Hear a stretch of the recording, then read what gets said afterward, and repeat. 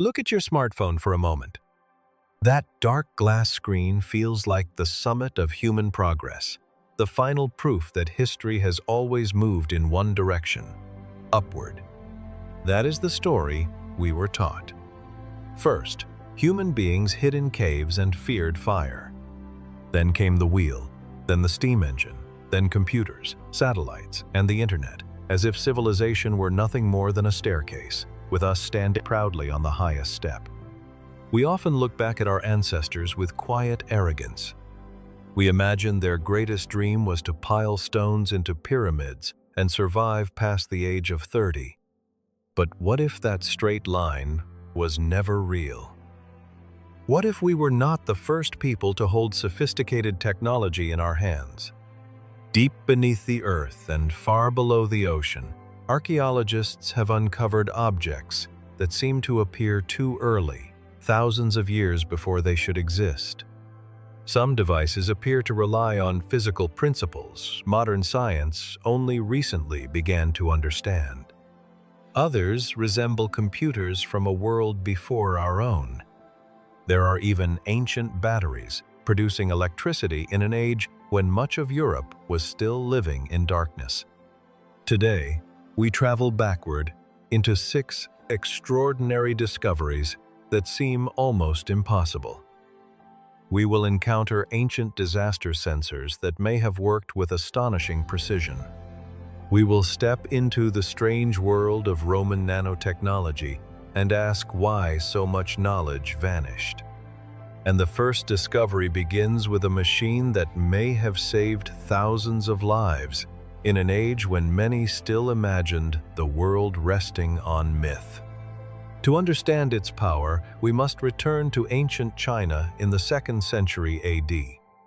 The imperial court was wealthy, refined, and deeply afraid. Earthquakes were among China's greatest terrors.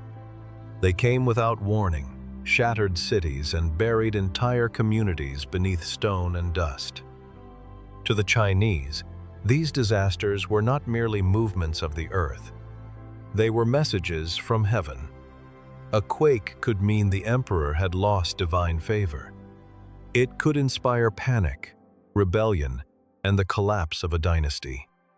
Then, inside a vast palace hall, there stood a strange bronze object. It was taller than a man, silent and ominous. Around its body were 8 dragon heads, each holding a bronze ball in its mouth. Below them waited 8 open-mouthed toads, as if listening for a secret beneath the ground. The officials laughed at the man who had built it. His name was Zhang Heng, an astronomer, mathematician, and inventor whose mind seemed to move beyond the limits of his age. To them, the great bronze vessel was nothing more than theater. How could a silent machine read the hidden tremors of the earth when even the animals had not stirred? Yet Zhang Heng accepted their ridicule in silence and kept refining his creation. Then, one ordinary day, while the palace stood calm and peaceful, a sharp sound broke through the hall. A bronze ball dropped from the mouth of the dragon facing west and struck below with a heavy ring. Zhang Heng stepped forward and told the emperor that an earthquake had occurred in the west and that help should be sent at once. The officials smiled. Nothing in the palace had moved. The floor had not shaken. Even the water in the cups remained still. For days, they mocked him. They believed the old scholar had staged the event to win attention. But on the 3rd day, the laughter died. The palace gates opened, and a messenger arrived covered in dust, his horse nearly spent from the journey. He brought terrible news. A distant western province had been struck by a powerful earthquake. Cities had collapsed, homes were buried, and many lives were lost. The hall fell into a fearful silence. Every eye turned back to the bronze vessel. Somehow, this strange object had known what no one in the capital could feel. In an age when science and spirit still lived side by side, rumors spread quickly. Some whispered that Zhang Heng was a sorcerer. Others believed a hidden beast lived inside the vessel, listening to the pain of the earth. Some imagined secret mirrors, strange forces, or messages from heaven itself. The mechanism became a guarded mystery. After Zhang Heng's death, its plans disappeared, and for centuries, scholars tried and failed to rebuild it. The dragons remained silent. The story began to sound like legend, a beautiful tale from a vanished world. Only in 2005 did modern researchers begin to understand what may have been hidden inside. Nearly 2,000 years after Zhang Heng, Chinese scientists created a working reconstruction and discovered not magic, but physics. At the center was a sensitive pendulum responding to inertia. When distant earthquake waves passed through the ground, humans might feel nothing, but the pendulum could detect the subtle motion. The vessel shifted, the weight resisted, and that tiny difference moved a lever. A dragon released its sphere, and the machine spoke. The lever unlocked, the dragon's mouth opened, and the bronze sphere fell. Its direction revealed where the disaster had struck. Zhang Heng had taken the violence and uncertainty of nature and translated it into a message. Long before modern instruments, he had found a way to listen to the earth. But while ancient China was building machines of monumental scale, another civilization was working with forces almost too small to see. To follow that trail, we must enter London's British Museum, where a small glass vessel still unsettles those who study it. It is known as the Lycurgus Cup, and it is more than 1,500 years old. At first glance, it seems like a beautiful Roman artifact. A mythological scene is carved into its surface, showing a king trapped and strangled by vines after offending the god of wine. Yet the true mystery is not the story carved in the glass. It is the glass itself. Under ordinary light, the cup appears cloudy green, almost dull, like pea soup. But when light shines from within, as a candle once might have done in a dark Roman room, the object changes before your eyes. The green vanishes. The cup glows red, clear and deep, like a ruby holding fire. No chemical is added. Nothing is poured into it. The transformation comes from the material itself. For centuries, no one understood how this was possible. To the ancient world, such a vessel would have seemed supernatural. Some believed it could detect poison, changing color to warn its owner before death entered the body. For a wealthy Roman, surrounded by rivals, servants, and silent enemies, such an object would not merely be beautiful. It would be protection. Then the knowledge disappeared. Through the Middle Ages, craftsmen tried to reproduce the effect, mixing glass with every substance they could imagine. Nothing worked. Even in the modern era, many assumed it had been an accident, perhaps a coin dropped into molten glass by chance. Few believed it was deliberate technology. The truth emerged only when scientists examined the glass under powerful magnification. They did not find paint. They found something far more astonishing. The Roman makers had embedded tiny particles of gold and silver within the glass, particles so small they approached the scale of viruses. If they had been larger, the cup would merely have glittered. If smaller, the effect would vanish. Somehow, the Romans had reached the exact threshold where matter begins to bend light. At that microscopic scale, gold no longer behaved like ordinary gold. Its particles began to interact with light in a strange and delicate way. They vibrated, shaping what the eye could see, allowing red light to pass while suppressing green. But the most astonishing part was not the effect itself. It was the precision. Analysis showed that gold and silver were distributed throughout the cup with remarkable consistency. This was not a random accident in a Roman workshop. The Romans had done it deliberately. They knew how to grind precious metals into particles of extraordinary fineness and suspend them evenly inside molten glass. What tools they used and how they understood the process remains uncertain. Today, similar principles are used in advanced medical diagnostics. Yet in ancient Rome, this hidden science may have been used to astonish guests in candlelit rooms, where a green cup suddenly burned red like captured blood. And that raises a deeper question. If the ancient world understood matter at such a subtle level, could it also have touched another invisible force, one we often believe belongs only to the modern age? What if, 2,000 years ago, someone had already tried to tame electricity? In 1936, on the outskirts of Baghdad, Iraq, a German archaeologist was excavating an ancient settlement. Among broken pottery, plates, and ordinary bricks, one object stood apart. It was a small clay jar sealed at the neck with tree resin. At first, it looked like debris. But inside was a metal cylinder, and within that cylinder was another metal rod. The arrangement seemed strangely familiar. Two different metals, separated from each other, placed inside a container. To the archaeologist, it resembled a simple battery. The problem was time. The artifact was roughly 2,000 years old, while the first officially recognized battery was invented only about 2 centuries ago. The news caused a storm.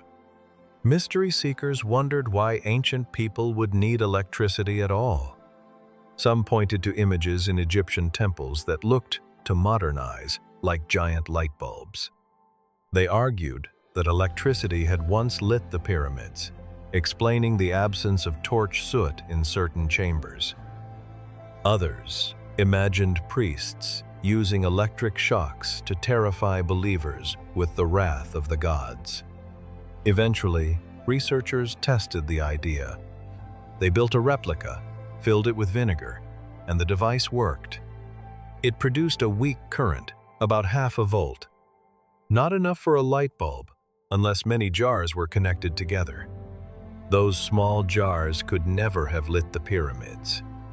They would have drained too quickly, and their power was far too weak.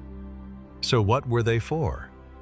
The answer may be less theatrical than ancient electric lamps, but far more believable.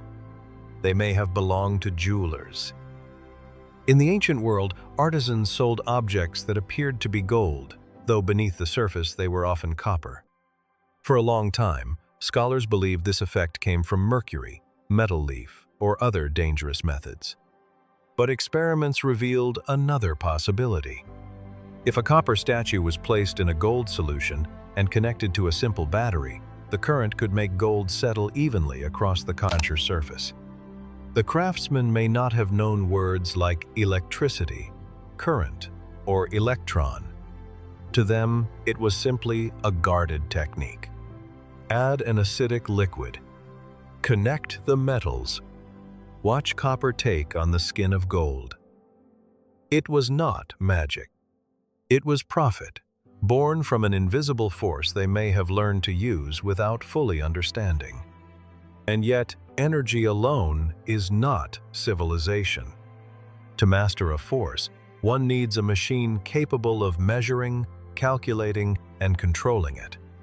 Impossible as it sounds, the ancient world may have had that too. The story moves to Greece in 1900.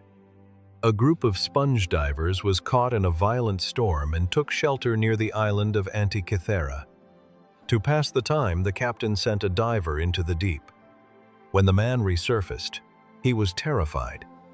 He spoke of corpses scattered across the sea floor. The captain went down himself and saw the truth. It was not a graveyard, but an ancient shipwreck.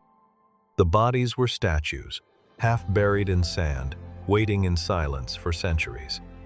The divers began recovering treasure, marble figures, bronze works, and valuable relics. Among them was a strange lump of corroded material, green with age, seemingly worthless beside the glittering finds. It was placed in a museum drawer and forgotten. For 2 years, no one understood that this decayed fragment might matter more than the gold. Then an archaeologist noticed a crack.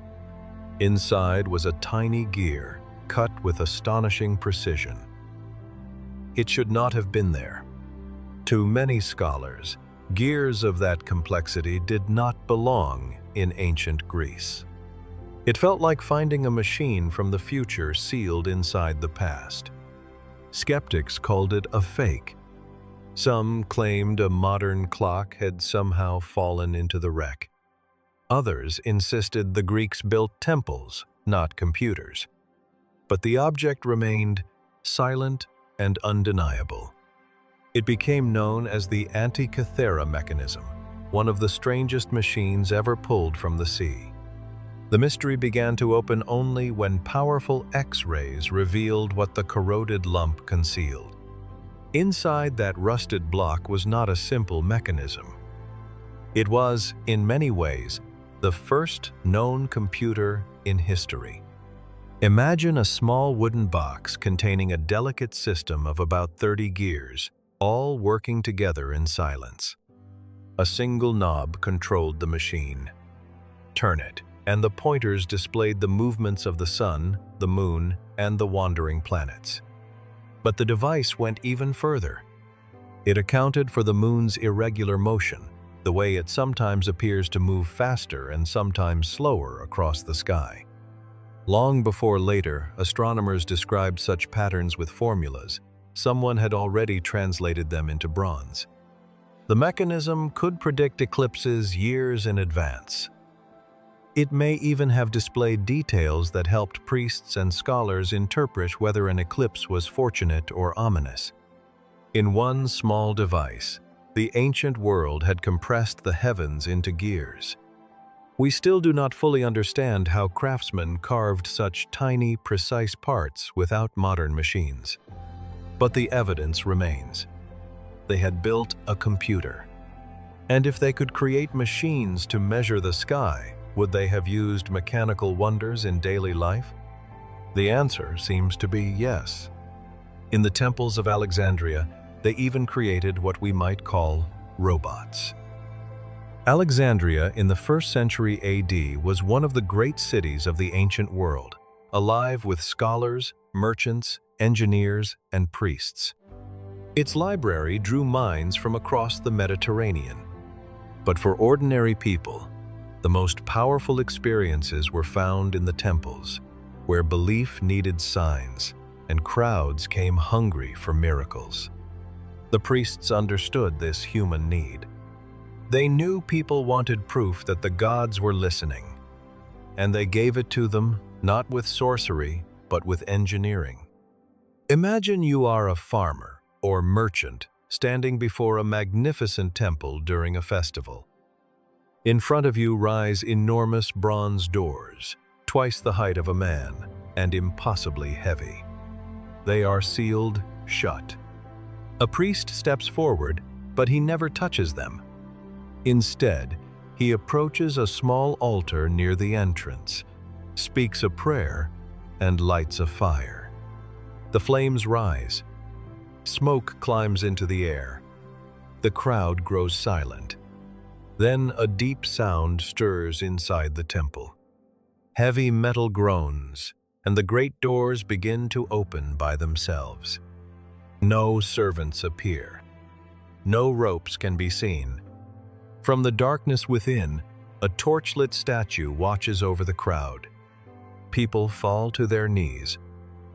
They weep, pray, and believe the divine has accepted their offering.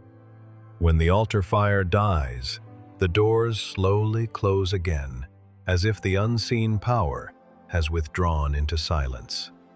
It looked like a miracle, but the force behind it was not Zeus, Apollo, or any unseen god. It was a man named Heron of Alexandria. Heron was one of the great mechanical minds of antiquity. a genius who saw the world not as a place ruled only by mystery, but as a vast system of hidden mechanisms. While ordinary worshippers saw divine power, philosophers and skeptics quietly asked a different question. How did it work? Rumors spread through the city. Some claimed slaves were hidden beneath the temple, turning giant wheels on command. Others imagined trained animals, secret mirrors, or priests pulling invisible ropes. Yet no tunnels were found. No hidden servants appeared. The doors moved with perfect timing, as if the building itself were alive. The priest needed only to light the altar fire, and the machine awakened. In truth, it was one of the earliest examples of building automation ever described, a kind of ancient smart temple from the Roman world. To understand it, we must descend beneath the feet of the worshippers into a narrow chamber below the stone floor. The air is damp. The walls are dark. Above us stands the altar, glowing with fire and smoke. But from below, the sacred pedestal reveals its secret. It is not solid stone. It is a sealed metal container. A thin tube runs down from the altar. When the priest lights the fire above, the air inside the metal chamber begins to heat. Like steam pressing against the lid of a boiling pot, the expanding air searches for a way out. It has only one path, down through the tube. The tube leads into a sealed vessel partly filled with water. As hot air enters, it presses against the water and forces it through another pipe.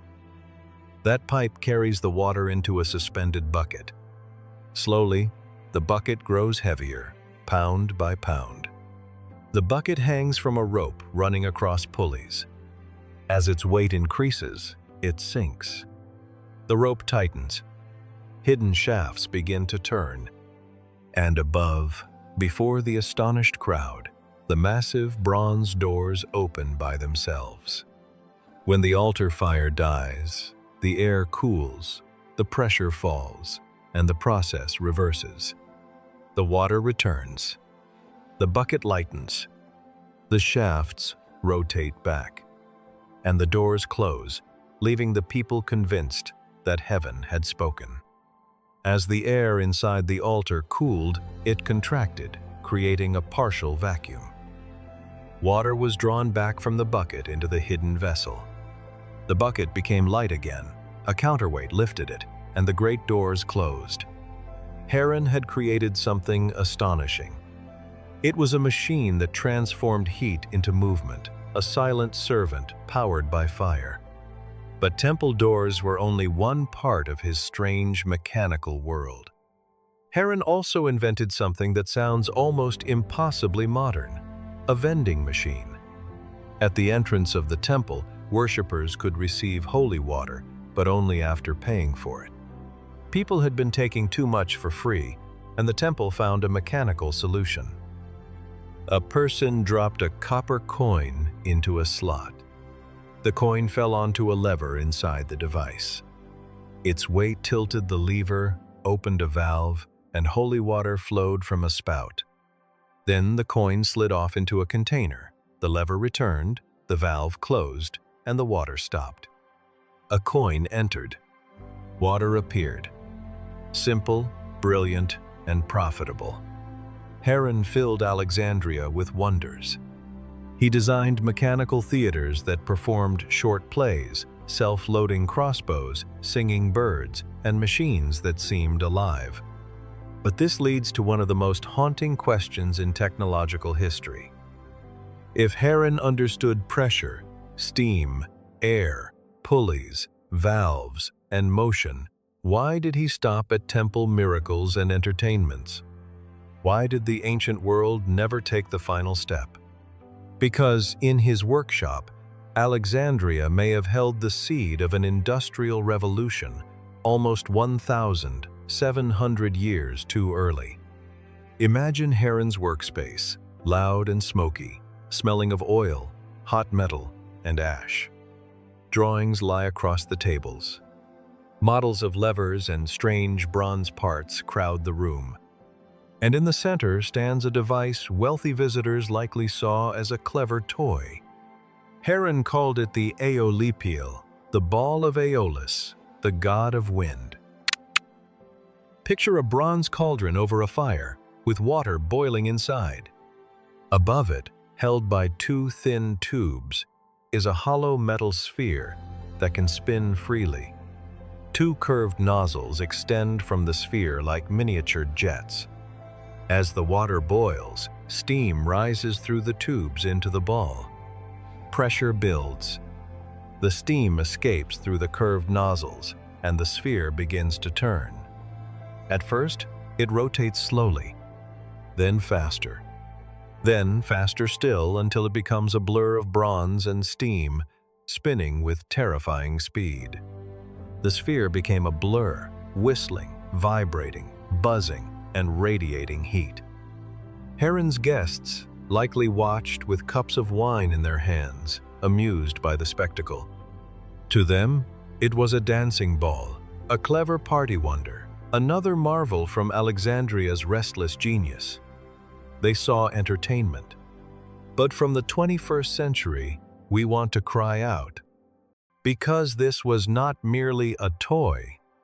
It was a working steam turbine. It was the ancestor of the engines that, many centuries later, would drive factories, pull trains across continents, and push great ships across the oceans. Historians still debate whether Heron understood what he had made. Did he see the hidden future inside that spinning bronze sphere? Technically, many of the pieces were already present. He had the Aeolipile itself, a machine that turned steam into motion. He understood levers, valves, pumps, and pressure. The ancient world also knew precision gears, as the Antikythera mechanism reveals. Even guided tracks were not unknown, since heavy carts moved along prepared routes in Greek mines and across the Diolkos. Put those elements together, and the mind trembles. Heron might have imagined a steam-powered vehicle in the age of the apostles. Picture a different history. The Roman Empire does not crumble in the same way, because legions move by rail instead of marching for months. Steamships crossed the Atlantic centuries before Columbus. By the year 1000, electricity, radio, and perhaps even flight might already have appeared. It is a dangerous dream, but a haunting one. Perhaps humanity lost not just an invention, but 1,000 years of possibility. So why did it never happen? Why did steam remain a curiosity on a table, spinning for nobles and merchants, while the world continued by muscle, wood, and blood? Why did Heron not harness it to grind grain, cut stone, pump mines, or move armies? The answer was not simply science. It was economics, and the irony is cold. The ancient world ran on slavery. Human beings were the cheap energy source of empire. Why would a wealthy Roman invest in a costly, dangerous steam engine that required precision casting, strong metals, repairs, lubrication, fuel, and trained maintenance, when enslaved labor already moved the mills, the stones, the carts, and the ships? The machine was born too early into a world that did not need to free its workers. And so the future spun in place, whistling in a room, while civilization looked away. It was easier to go to the market after another victorious war and buy 1,000 enslaved people for almost nothing. They would turn the mills, haul the stone, and move the loads for little more than a bowl of food. If one collapsed, another could be purchased. That was the brutal convenience of the ancient world. Slavery did not merely exploit human life. It suffocated invention. Why build a tractor when society has decided that living bodies are cheaper than machines? Why risk capital, metal, fuel, and failure when suffering has already been made into an industry? A great invention became unnecessary because human life had been stripped of value. Economics defeated science. One of humanity's greatest chances passed unnoticed. Heron's designs gathered dust, then vanished into fire, conquest, and forgetting. Empires fell. Libraries burned. And the world entered darker centuries, carrying within it the memory of steam, but not its power. Only much later would humanity begin, painfully and slowly, to rediscover what had once been within reach. Perhaps these ancient technologies were never simply failures, accidents, or curiosities buried in dust. Perhaps they were milestones, placed along the long road of human awakening. In different ages, different civilizations seemed to find the same hidden door. Zhang Heng heard the earthquake before the capital could feel it. Roman craftsmen touched the secret behavior of matter at a scale smaller than sight. The Baghdad battery revealed a faint current sleeping inside clay and metal. The Antikythera mechanism placed the motion of the heavens into gears. Heron made temple doors open by fire and water, measured belief with machines, and gave steam the power to move. Yet each time humanity stood near the threshold, the door quietly closed.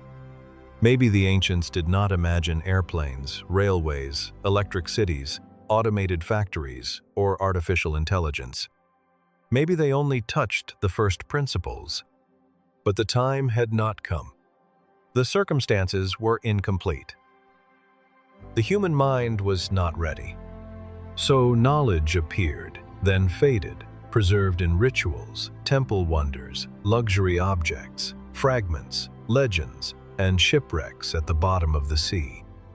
Only now, in our own age, do the pieces seem to converge again. Science, technology, information, global uncertainty, spiritual emptiness, and deep questions about life are all pressing on the human heart at once. The more powerful our machines become, the more urgently we must ask, who are we? Where do we come from? And what are we truly here to become? Just as the ancients once stood before technological doors they could not pass through, modern humanity now stands before a door of meaning, and many feel it closing in silence. Maybe there is a greater wisdom behind this rhythm of appearance, disappearance, and return. Maybe history did not accidentally lose Antikythera, forget the Aeolipile, or let electricity, steam, automation, and microscopic science sleep for thousands of years. Maybe everything was waiting for a larger moment, a moment when humanity would not only receive technology, but also be asked to understand the purpose of life itself. The lesson is not that the ancients were primitive, or that we are superior. The lesson is that great knowledge requires a great heart. If humanity wants to pass through the final door, machines will not be enough. We must cultivate ourselves, strengthen our morality, live honestly, act with kindness, practice patience, respect the universe, and raise the level of our own lives. Perhaps the opportunity has arrived. The only question is whether we are humble enough, awake enough, and determined enough to walk through. If this mystery stirred something in you, share your thoughts below. Do you believe ancient knowledge was lost by accident or by design? And if you want to continue exploring the forgotten paths of human history, stay with us and subscribe for the next journey.